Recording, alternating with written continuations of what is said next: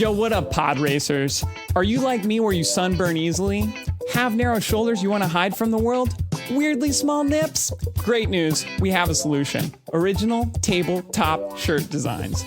Reading Rainbow, Dungeon Club, a dungeon in a dragon. Find these and more over at patreon.com/Goblins Growlers Shirt Club at the $25 tier.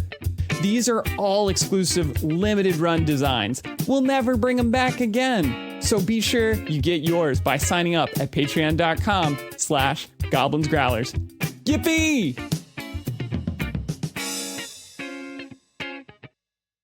I think we should have a shirt that's just flames. And then out of the flames emerges quid pro roll. I was thinking that we should have a t-shirt that's just flames and then Johannes in the Elmo pose. Oh, what's Elmo's voice? Elmo here. No, it's not that. It's me, Demon Elmo. Jesus Christ. You're I'm Elmo who less smokes like Elmo. You're starting to sound like Chucky on helium. I smoked 10 packs a day. That's the obvious choice for a flame-oriented hoodie for us is to just have the Palabar skyline on it. And it says at the bottom, it's 5 o'clock somewhere. Saving the town.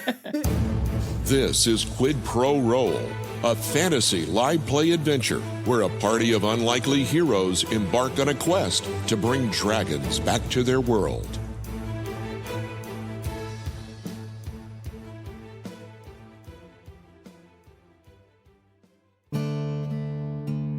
Well, howdy, listeners. Welcome to the Daily Crier Listening Show, where all the news and Varian and beyond can make its way right to you.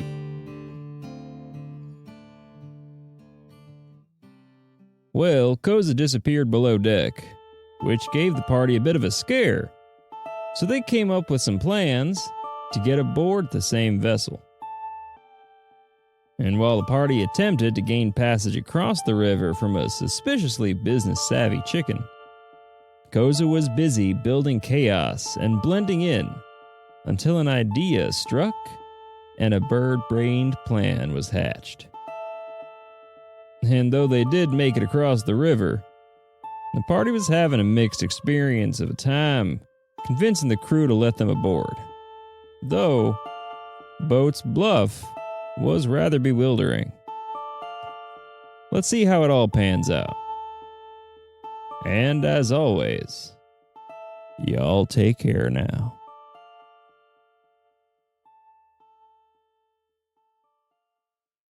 Koza, Yeah. you are sprinting out of the ship. You notice the smell of smoke that comes from the burning of wood.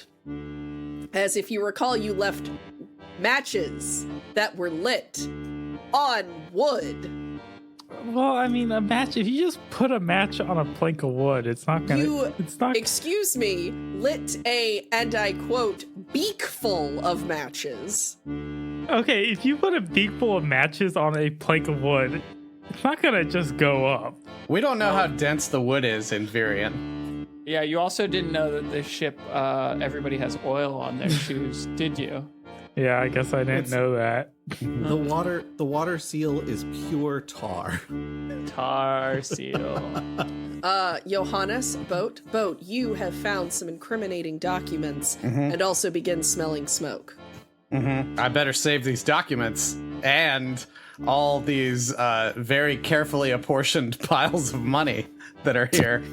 Just start shoveling it into your onesie so you have weird bulges all over you. Does the table have like receipts underneath where the particular piles of money are? It looks like the denominations of the money are indicated on the different like documents you already have. Okay, well, I just try to keep those together then, so it'll be easy to give the money back to its rightful owners. Yeah, I'm sure that's what you're going to do. Yeah. Go ahead and add that to your inventory. Well, the rightful owners are actually probably criminals who hired these people to smuggle illegal monsters to them, so it wouldn't be the worst thing in the world if they didn't get their money back, I don't think. However you want to justify that to yourself, man. Does that make them wrongful owners? Wrongful purchasers, maybe. They don't own anything yet because they don't have it. They haven't received it.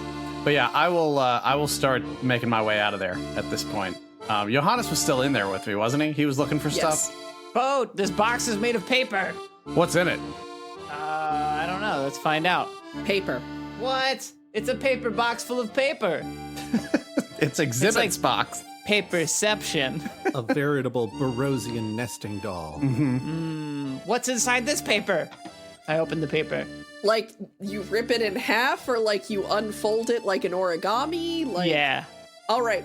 So you unfold the origami that you suspiciously found within the paper box, only to see that it seems to be a letter that somebody wrote to someone they knew some time ago, as the paper is aged at this point, and the creases from the origami are almost at the point that they're cuts in the paper itself. Boat. This is a letter written by somebody who knew who they were sending it to. What's it say? Dear friend. My dearest friend, I'm so sorry to hear that the plague took your mother. I remember the times that she would take care of us back when we were in school. I didn't have a home back then. It was difficult. I also remember fondly the woods near our home where we would used to play. Do you remember that one time when we saw a dryad? And it is of this that I write to you, with love, nostalgia, and a request for 40 sovereigns. Your dearest friend, Schmendrick. It's at this point that Johannes kind of like goes and he like swipes his brow and he's like, "But is it hot in here?" Yeah, a little bit. It looks like somebody started a fire. And Boat's You see a greasy gentleman looking suspicious run up, like yelping, and begin stomping out the fire with his boots. Oh, I go and I stop the fire with my boots. Wonderful. It will smolder down, and appears that yet another arson, but this one has been thwarted. I spit on where the fire was. You're in your honk shoe era. So Johannes is standing over there with Greasy Guy. Yes. Okay, and I'm still in the room. Yes. Hey man, you're greasy, and I'm Johannes. Lovely to meet you. That's terribly rude. What are you doing in here? I'm the assistant to the assistant inspector. What now? The assistant of the assistant to the assistant, maybe for the inspector. But Looks over at you. Yeah. Boat walks up confidently. He's like, I apologize for my insistent assistant, but I'm Curtis Boatington, and I am the regional boat inspector. he's absolutely crushing it today. Yeah. It's unreal. And I came aboard just to inspect the seaworthiness of the boat pursuant to regulations. I spoke to your man upstairs. Uh-huh. He looks at you vacantly. And we found the fire while we were down here. Yeah, that wasn't there before. Do you, are you carrying any flammables? He ruffles around in his pockets and pulls up a small satchel of smoking tobacco. No, I mean, is the boat carrying any flammables? The boat's carrying me and I'm carrying this. I meant, more cargo-oriented than anything. Only lamp oil? And this Okay. guy sounds like he'd get along with the failed philosopher's stone. All right, yeah. Let's get down into the hold and take a look at things and just make sure we don't have any kind of cargo leak that could have instigated a fire. Who knows what it looks like down there? Yeah. If you're, the important boat person, I guess I gotta. I am the important boat person. Are you the captain? No, the captain's busy right now, but I am his buddy. Are you the bosun? I'm his buddy. You the captain's pal? I'm the guy. The do stuff guy. The do stuff guy? Are you his fixer? What are you talking about? Well, there's a name, right? For, the captain's best pal? That's my job. You're the assistant of the captain. Yeah, there's a boat name for it. Oh, Captain's best friend. You're the captain of the poop deck. Oh, no, man. I actually got some medicine, and that helped that a lot. take me to the hold. You are brought down even deeper into the ship. The smell of the wood makes you pretty confident that you are under the water at this point. Okay. Everything is a little damp, but nothing particularly notable. There's food, there's rum, there's lamp oil, there's linens, there's a couple of things here and there that are clearly important export-worthy goods, but nothing notable. So, like, talking about the lamp oil, like, are we talking about, like, barrels of lamp oil down there, or just the lamp oil We're that's in the talking lamp? about however much lamp oil a ship would probably need to get through a journey across the ocean. Is it whale oil? No. Okay. What kind of oil is it? It is a plant-derived oil that is I don't want to say mined, but it is harvested and extracted from trees in the, like, near the Varian wood. So it's like flammable maple syrup. Honestly, kinda. Yeah, except you do not want to eat this. It is not sweet or delicious. It's harvested by tree elves that are like the Keebler style. So they consider it mining because they have to like dig down deep into the tree. Well, I mean, you have to tap the trees and stuff. Like, I forgot the word for tapping. Yeah. Well, they call it mining because when the big people come to take it from the elves, they say mine, and then they haul it away. That was so stupid. But all right. So it doesn't look like there's any leaks or anything like that. All right. I think we can. Not that you can immediately tell, but you are also not actually a boat inspector. And I'm also actually not looking for lamp oil leaks because I know it was not an oil fire. I was doing this to give other people more time to get away and not be Johannes, I guarantee you came with you. I'm right here. Yeah. Yeah, there's no way he left. All right, so we need to. All right, let's get back topside. I'm underwater right now, so I don't like being a U-boat. Ha ha. All good things must come to an end. No, you win some, you lose some. It's a numbers game, man. You just got to keep going. You can't be... The tagline of QPR, we make so many stupid jokes, you'll find at least one funny. Shotgun pattern. QPR : it's a numbers game. You win some, you lose some, and you set some on fire. Yeah. Quid pro roll. All right. Oh, did we get this guy's name? The Yeah. Dave's not here guy.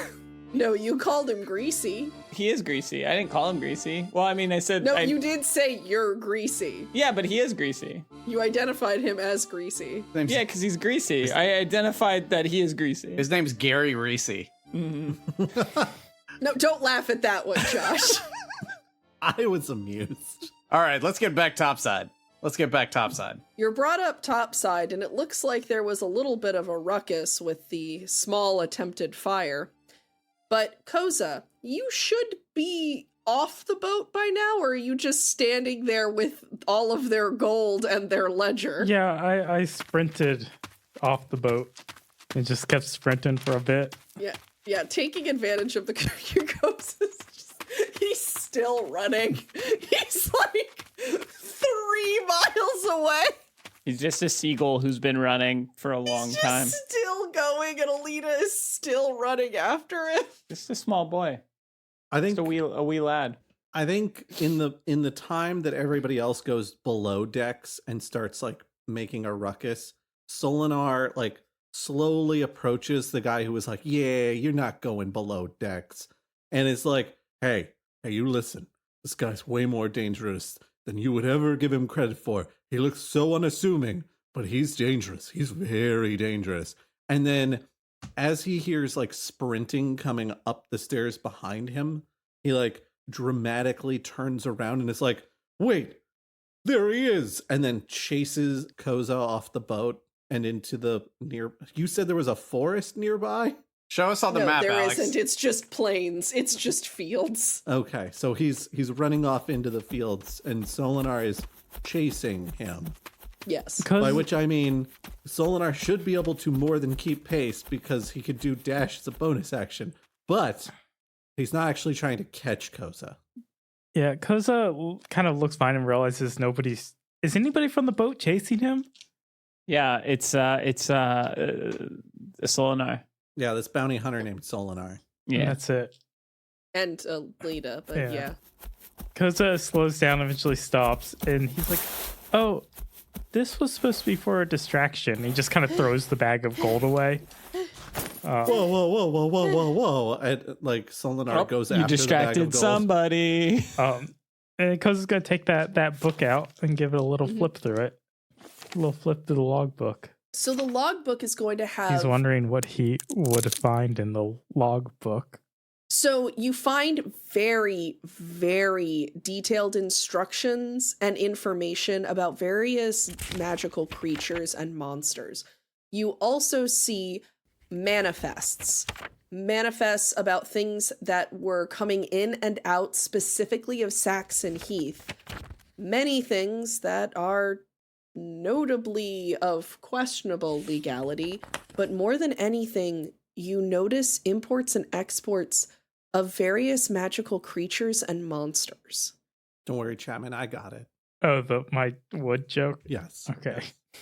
Oh my, they've been transporting magic creatures? I don't think that's legal. Based off of what you experienced with almost getting your head bitten off in the crate, and what you are seeing here on the manifest, it does appear that a chimera was what almost bit your head off.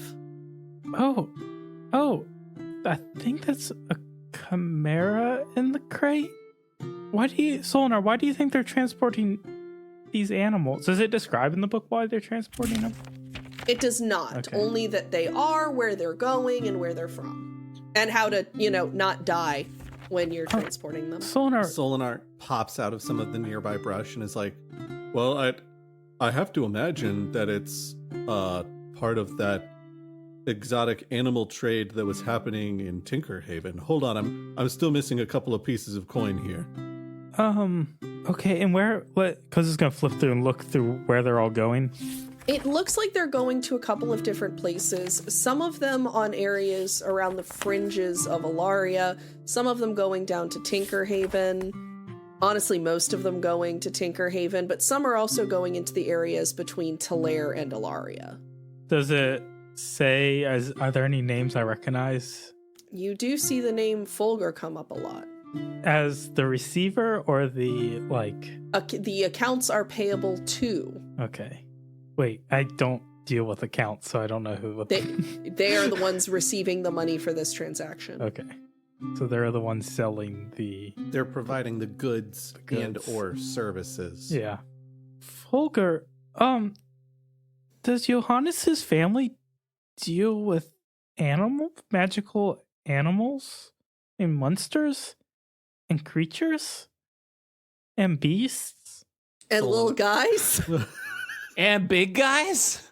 Solinar coming out of the brush with the sack of money, like I think I got it all. I mean, no, they're inventors, aren't they? Like they're the ones that came up with the lifting Fulgur. Oh yeah, the best part about getting up. Yeah. Yeah, exactly. That was good. That was really good. Dun dun dun. No. Dun dun dun. Absolutely Dun not. dun dun. Dun dun dun. Mid-roll.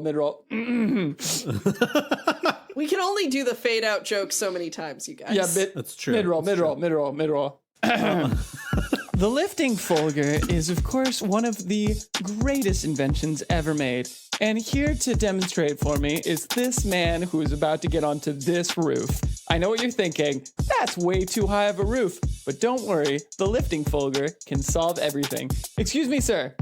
Yeah, me? Yes, the only sir around here for a long ways. What are you thinking about doing some work on your house? What are you thinking about doing? Well, since that meteor came and broke down on my roof, I gotta fix the hole. A huge hole. Look at this hole. Wow, beautiful, perfect, picturesque. Took the meteor, sold it. What did you buy with that meteor fund? Well, I bought this here lifting doodad. Is that a Johannes? Wait, a Fulgur lift? Lifting Fulgur? I don't know if I have a harness, but I do have this lifting forge. demonstrating it for you now. As you can see, it doesn't matter how heavy, gainly, large, portly, or pot-bellied you are. The lifting folger brings you straight to the top safely. And that's why... Yeah, I'm all those things, and I'm not gonna die on the way up. Look at him. He's alive on his way up. What happens on the roof itself is not warranted, but the lifting folger is a perfect device for getting you where you need to go. And now the jingle. Everybody together, please. The best part about waking up is getting up. Is the lifting folder on your roof. Oh, yeah. By the way, if you go to goblinsandgrowlers.com/lifting folger and you use the code QuidProRoll you can get a free lifting folger. With qualifying purchase of a lifting folger. So after that commercial break, that bought enough time for Boat to and Johannes to rejoin the rest of the group. Oh, and look, Cole and the animals are there too. Oh, whole team. Thank you, convenient commercial break. Wow. I can't believe how crazy the shenanigans were to get all of us in one place, but I'm really glad that we're going to get to share them as a story with everyone that cares about our adventures. So anyway, it sounds like we even more so need to go to Saxon Heath now. Actually, don't we need to go back to the river to get on the ferry, or are we on the ferry right now? What's the ferry situation? We're in the woods. We're in the fields. Though, to be honest, if you could also just continue walking south. You've crossed the river, which was the big thing. You can take the long way, which is walking across the land. Setting fires on the river, that's how you cross the river. Well, didn't we already pay the chicken, though? Yeah, we did. Yeah, we paid the chicken for the full trip, I think. Yeah, but the chicken might just be completing that trip. There's really no saying. This was all a scam to get the chicken close to the corn. The chicken was never going to take us to Saxon Heath to begin with. All right, guys. To the south. Johannes points to the south and he starts marching. So we're just going to walk then? Oh, well, maybe not. I mean, we could also go to the river. We did make that deal with that chicken, but I don't know if that chicken can be trusted. Koza, Boat, are you two okay? You look kind of distracted.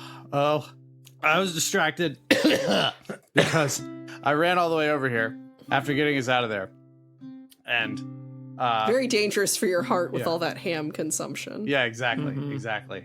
And but what did you guys think about how I've managed to get us below decks on that boat? That was really great, wasn't it? The deception I was able to pull on that guy. You could say that I really made the sale. Oh my god. So good. So you just got to approach these situations with confidence, and you'll be rewarded every time. I thought I was approaching it with confidence, and he was like, "You stay the hell off my boat. You weird guy who wants to do inspections on my clearly illegal smuggling operation, please come aboard." Anyway, I was rushing because while the fire was going on, I managed to do a little investigation, and I found some information that apparently, and I'm sorry to tell you this, buddy, Johannes's family is involved in this smuggling operation. Oh, I found that too. What? What? Yeah. You found that out, and you got a bag of money? Oh no, I threw that away. That was just for a distraction. What? What? No worries, I've got the bag of money. How much is it? 400 gold. How much do you have? Well, Solinar? I haven't counted it yet. I just have the bag. I pulled like 20 gold off the ground, though, to put back in the bag, so it's a lot. Alex ruined your opportunity to lie to the party and pocket extra money. Solinar doesn't do that. Depends on everybody's got a price, as the $1 Million Man taught us in the 80s. I feel like Solinar has shown himself to be significantly less materialistic than many other rogues. Well, he's still materialistic. He's just sentimentally materialistic. Hard to be materialistic about money, or sentimental about money. Sorry about your sword, bud. My family's involved in illegal smuggling? What even are they smuggling? Monsters. Would you like to see? It's right here. And Koza flips through page after page after page of like smuggled creatures. It's just Fulgur like all the way down, and then you flip it, and it's just all the way down, and you keep flipping it, and he's like, I don't know. There's a few things here that aren't coming from my family. There's a picture of members of Johannes's family handing manticores to somebody. He's like, I don't know about this. Here's a baby manticore that we gave you as a present one time. It's like illuminated manuscripts. Wouldn't a baby manticore be like a boy-ticore? Man, that was a sound. Yeah, it was. That sound was 1,000 times better than the joke. We're adding that to our own Jazz Farts remix. Yeah. Yeah. It will now take its place next to cork noise. Yeah. We have cork noise and fart noise. We're putting it right here on the mantle, right where everyone. Mouthfart.wav. Yeah. In brackets, final take. I don't think my family's involved in this. I don't know. It seems weird that Saxon Heath would have a different Fulgur that would be involved in illegal stuff that has nothing to do with your family. Do you have any Yeah, criminal cousins? No. I think I know every one of my family. Should we go ask them about what all this is about? You want us to just walk up to Johannes's family and say, hello, what kind of crimes are you involved in? Yeah, I think that's the exact take we gotta do on this. I was being sarcastic. That's a terrible idea. Is it? Well, Yes. wouldn't Johannes know his family best? I was gonna say, I trust Johannes's instinct on this. Historically, just as a note, we've interacted with the exception of Johannes, all of our family members, and has that even once gone the way we wanted it to? Well, the interaction with my dad did. I made peace with my father. Koza? Yes. Yeah, see? My point stands. What? Kosa was too busy continuing to flip through the book, completely hypnotized by the moving of the pages. Somebody's There's a drawn little- a little flip book in the bottom right-hand corner. Yeah. Hell And it's a yeah. manticore eating a seagull. Whoa. Oh my god. Brutal. I feel like if anybody's going to know how best to interact with Johannes's family, it's got to be Johannes, right? Right. That's the hope. To the to the Fulgur household. Is it Fulgur or Fulgur? Fulgur. Wonderful. Does your family have a large estate? Do we have a large estate? And you see Johannes kind of like thinking about it. He's like tapping his, and he's like, Yeah, so everybody knows Alex is just nodding furiously. I don't think so. I don't know. I guess it all depends on how you I've seen larger. Didn't you say you used to go truffle hunting on your family's land? Yeah. Yeah, so it's probably not a small estate. It would make Yeah. sense that Folgers would have lots of grounds. Nobody's laughing, all of you listening to this, but I want to just point out that everybody's just sort of silently and with resignation staring into their webcams, acknowledging the work that I put into that by setting it up specifically so I could do that. I tried my best to imitate the cough that Gabe sometimes puts into the podcast. I really tried really hard. The one that sounds like a gnome? No. Yeah. Yeah. They were laughing with their eyes. Is that what we were doing? Yes, it was. I guess it's more of an average size estate. I don't know. We'll figure out more when we get there. I'm so intrigued to find out what constitutes an average-sized estate in the mind of Johannes. Mm-hmm. Honestly, I'm interested in the fact that there's the concept of an average-sized estate. Yeah. We all in all of our heads, we've got the ideas of what an average side estate is brewing, and we're just gonna have to let that brew until we get to the Folger estate. So, real quick though, we're going to the Folger estate because we wanted them to take care of Cole. Well, maybe. If it's a good home for Cole, then maybe. And as long as Cole's not a monster, we should be okay. Well, I don't know about that, but it does sound like if they're not actually involved with all this monster trafficking business, then they've got a lot of land, plenty of space for Cole to roam around and have adventures in the woods and stuff like that. Like, I could see that being a good time for Cole. You don't think that they're going to sell Cole because of the whole horrible sealed monster thing, do you? We're assuming they're not involved in the monster trafficking business and that this is some sort of, like, elaborate ruse, right? Like, Johannes seems to think that there's no way his family's involved in this. What if S. Folger is an anagram for the real perpetrator? Johannes. Golfer. Yes. Are there any golf courses anywhere near your estate? And do they have animals? Oh my gosh. Let me think about it. First, there are, and including one on the estate. Do they have animals? Yes, they do. That could be it. I mean, I think we have a lead.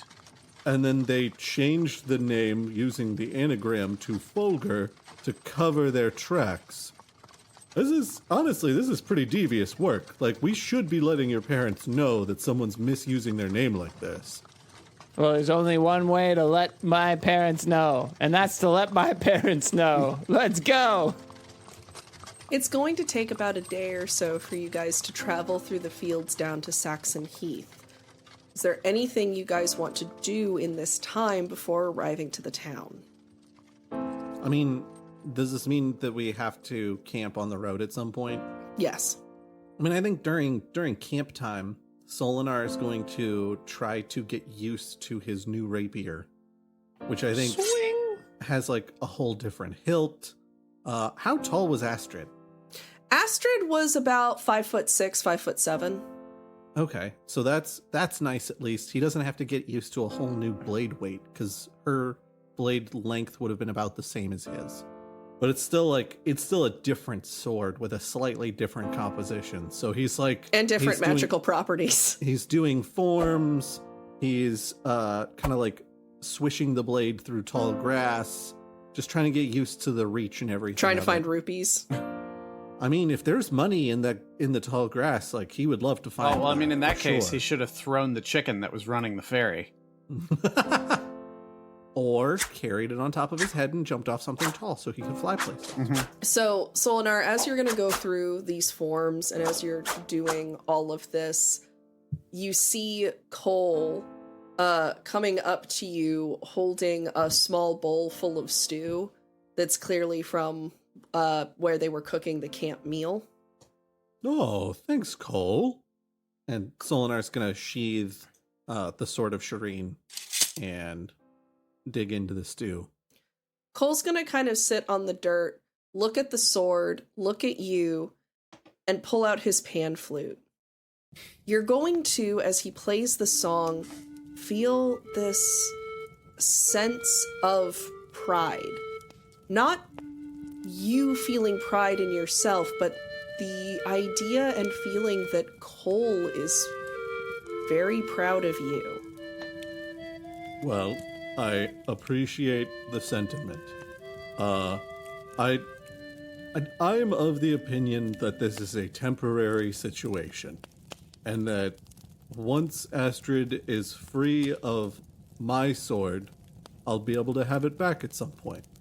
But either way, I wasn't going to hold her captive on our adventure. That just didn't seem right.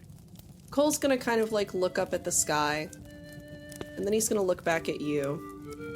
And then he's going to take a stick and clear off a little bit of the space and write in the dirt, "Do you regret it?" Do I regret adding a sentient gem to my sword that then ultimately led to my sword not being able to be with me? That's, I don't know. I didn't really think about that. I guess not, because she was really helpful in multiple situations. I guess what I wonder is, if I hadn't put her in my sword, could she have maybe helped me and then not been beholden to my weapon? And that, I don't know, and I won't know, because I'd have to go back and change the history of everything, and that's not inside my power. And even if it was, I don't know for sure that I would. I don't know. Cole's gonna kind of like lean back, and he's just gonna kind of enjoy the space with you for as the evening goes on. You two just kind of sit in a quiet and contemplative peace. Once Solinar finishes his stew, he'll take the rapier back up. He'll pass Cole the stick that he'd been writing with, and he'll be like, "Here, I'll show you a couple of basic forms, so you can practice on your own time." With that adorable concept, the evening will fade into night, and again into the new dawn. You all pack up the camp and head towards Saxon Heath. When you arrive in the town, it is a charming city. Well, city's probably a stretch. Charming large town. There are cobblestone streets and beautiful, clean, and bright brick-fronted buildings with hanging wooden signs that indicate all different kinds of shops, restaurants, taverns, inns, clothiers. All in all, it is a very pleasant and beautiful town. Flowers line the streets and hang in baskets off of almost every window. There is a fountain at the center of town that also seems to be the main water source, as you see several people surrounding it, carrying buckets and vases as they, fill up for the day. Welcome to Saxon Heath, also known as my hometown. It's a gorgeous village. Thank you. I lived here myself. Is your family... You all are like lords or... Yeah. Some kind of nobility that actually operates the land, right? Yeah. We are... Alex, what are we? Are we a duke? Are we a duke? You're either Duke or Marquis. We're either a duke or a marquis. I think if they're a marquis, there ought to be a big sign saying so somewhere. Yeah. Branding. Wow. Oh. Dukes, eh? Yeah. And So- if it's not, Gabe, just edit in, like, just us being like, we are Viscount. Like, Oh, just like... Alex. Alex, run through all of them so that Gabe Viscounts. has them all on hand. Marquis, Duke, Yep. Viscount, Yeah. Prince. Yep. Keep Not going. that one. It's not that one. Yeah, well, just in case, keep them going. Yeah. Mayor. Yep. The nobility formerly known as prince. Yeah. Yeah, that one too. Thane. Prince Elector. God puppet. Archduke. Burgermeister. Yeah. Keep it going. Boyar. Yeah. Vassal. Didactic being. What? Count Palatine. Yeah. Cardinal. Ooh. Pope. Oratrice mécanique d'analyse cardinal. Okay, one more, and you got it. Lord. Woo! That one's from Star Wars. Yep. I thought it was a musician. So this is Saxon Heath, my hometown.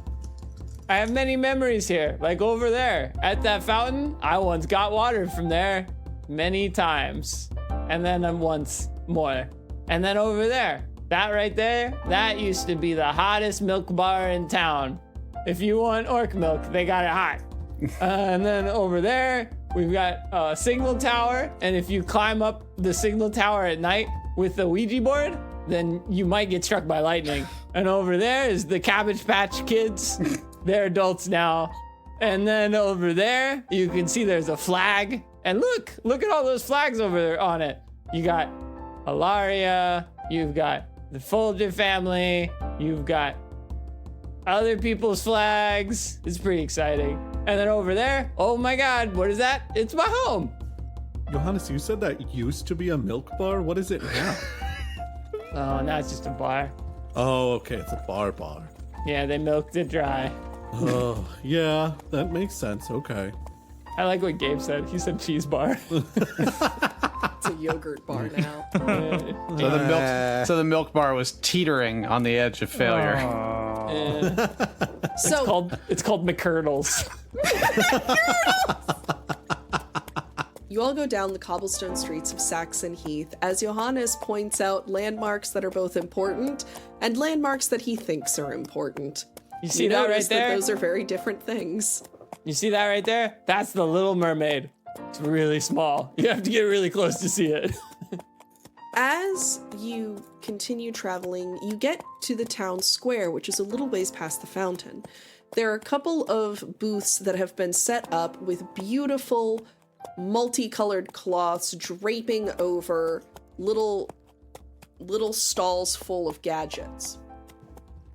Johannes, you're going to notice in particular that several of the gadgets look oddly familiar, like a small metal box that can open to produce an almost infinite match.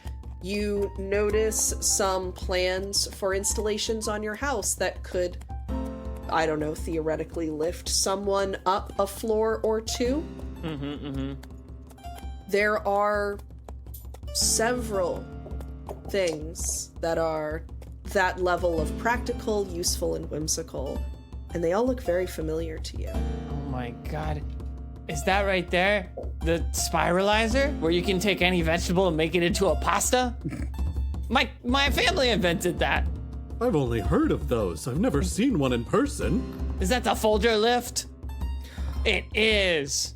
Oh, this, my friend, is the lifting Berger. What? That's not my name.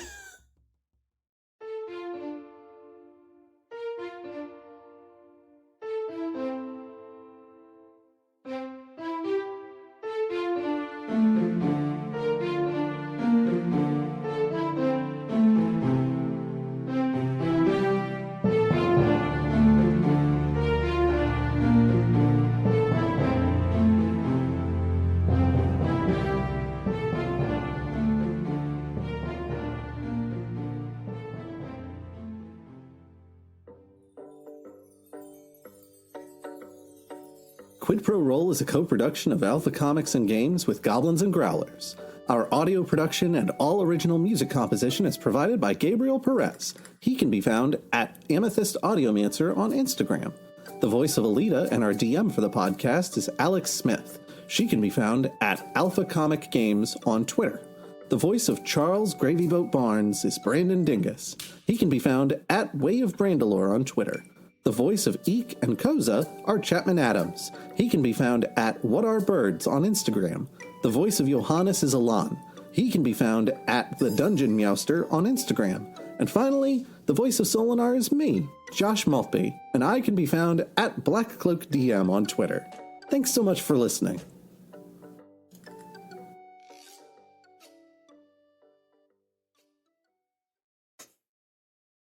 Yeah, what's that? What is the big song Lord does? Isn't Is it it We about Could Be nobility? Royals? Royals? Royals? Yeah, nobility. See, She it all does, ties she back does a together. couple of ones, but Royals is the one she's most known That's for. the song. No. She does that one only in Star Trek. Okay.